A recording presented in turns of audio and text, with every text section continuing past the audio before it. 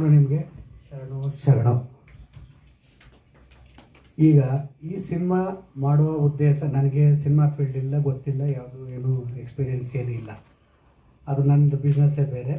ಹಾಗಾಗಿ ನಮ್ಮ ಹುಡುಗರುಗಳು ಅಂದರೆ ನಾಗಮುಖ, ಈ ನಾಗಶೆಟ್ಟಿ, ನಮ್ಮ ಭೀಷ್ಮ ರಾಮಯ್ಯ, ಈ ಶಶಿ, ಇವರೆಲ್ಲ ನನಗೆ ಹಳೆ ಸ್ನೇಹಿತರುಗಳು.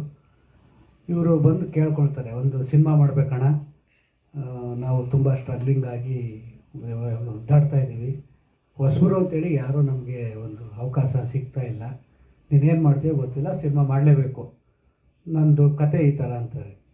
ಆವಾಗ ನಾನು, ನಿಮ್ಮ ಕತೆ ಏನು ಬೇಡ, ನಿಮ್ಮ ಒದ್ದಾಟ ನೋಡಿ ನಾನು ಒಂದು ಸಿನಿಮಾ ಮಾಡೋಣ, ಆಯಿತು ನೀವೆಲ್ಲ ಸ್ಟಾರ್ಟ್ ಮಾಡಿ ಅಂಥೇಳಿ ಒಂದು ಹೊಸ ಪ್ರಯತ್ನ ಮಾಡಿದ್ದೀವಿ.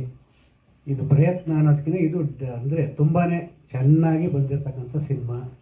ನಾವು ಮಾಡಿದ್ದೀವಿ ಅಂತೇಳಿ ಹಿಂಗೆ ಹೇಳ್ತಾ ಇದ್ದೀವಿ ಅಂತೇನಲ್ಲ, ಜನ ಏನು ಥಿಯೇಟ್ರಲ್ಲಿ ಕೂತ್ಕೊಂಡು ನೋಡ್ತಾರೋ, ನೋಡಿ ನಮಗೆ ಆಶೀರ್ವದಿಸ್ತಾರೋ, ಆ ಕೊಡುವಂಥ ಆ ಕಾಸಿಗೆ ಬೆಲೆ ಇರುವಂಥ ಒಂದು ಈ ಸಿನಿಮಾ.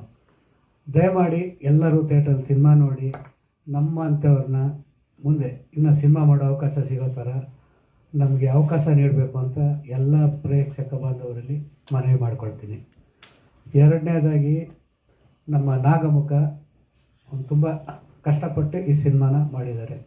ಆಮೇಲೆ ಹಾಗೂ ನಮ್ಮ ಹೀರೋಯಿನ್ನು, ನಮ್ಮ ಹೀರೋ ನಮ್ಮ ಭೀಷ್ಮ ರಾಮಯ್ಯನವರು, ನಮ್ಮ ಅಶೋಕ್ ಸರ್, ಆಮೇಲೆ ಹಾಗೂ ಎಲ್ಲ ಟೆಕ್ನಿಷಿಯನ್ಸ್. ನಮ್ಮಲ್ಲಿ ಯಾರು ಇದರಲ್ಲಿ ನಾನು ಪ್ರೊಡ್ಯೂಸರು, ನಾನು ಕೆಲಸಗಾರ, ನಾನು ಇಲ್ಲಿ ಟೆಕ್ನಿಷಿಯನ್ನು, ನಾನು ಆರ್ಟಿಸ್ಟು ಅಂತ ಯಾರೂ ಹೇಳಲಿಲ್ಲ. ನಮ್ಮ ಮುತ್ತು, ನಮ್ಮ ವೆಂಕಟೇಶಣ್ಣ, ನಮ್ಮ ಇವರು ಶ್ರವಣ್ ಸರು, ನಮ್ಮ BGM ಲಾಸ್ಟು ಅವ್ರಿಗೆ ಹೋಗಿ ಮಾತಾಡಿದಾಗ ಈ ಸಿನಿಮಾ ನೋಡಿ ನಾನು ನನ್ನ ಎಫರ್ಟ್ ಏನಿದೆ ನಾನು ಹಾಕ್ತೀನಿ ಸರ್ ಅಂದರು. ನನಗೆ ಅದು ಇನ್ನೂ ತುಂಬ ಖುಷಿ ಆಯಿತು. ಹಾಗಾಗಿ ಎಲ್ಲರೂ ಒಂಥರ ನಿರ್ಮಾಪಕರೇ ಅಂತ ಹೇಳಿದ್ರು ತಪ್ಪಾಗಲಾರ್ದು, ಅಷ್ಟು ಚೆನ್ನಾಗಿ ಕೆಲಸ ಮಾಡಿದ್ದಾರೆ. ಇಲ್ಲಿ ತಾನು ಅನ್ನೋ ಭೇದ ಭಾವ ಇಲ್ಲದೇ ನಾವು ಸುಮಾರು ನೋಡಿದ್ದೀವಿ. ಯಾಕೆಂದರೆ ನಾನು ಇರೋ ಏರಿಯಾದಲ್ಲಿ ಎಲ್ಲ ದಿಗ್ಗಜರುಗಳೇ ಇರೋದು, ಸಿನಿಮಾ ಆರ್ಟಿಸ್ಟ್. ನಮ್ಮದು ಕತ್ರಗುಪ್ಪೆ, ಆ ಏರಿಯಾದಲ್ಲಿ ಇರೋರೆಲ್ಲ ನಿಮಗೆ ಗೊತ್ತಿರೋ ವಿಚಾರನೇ.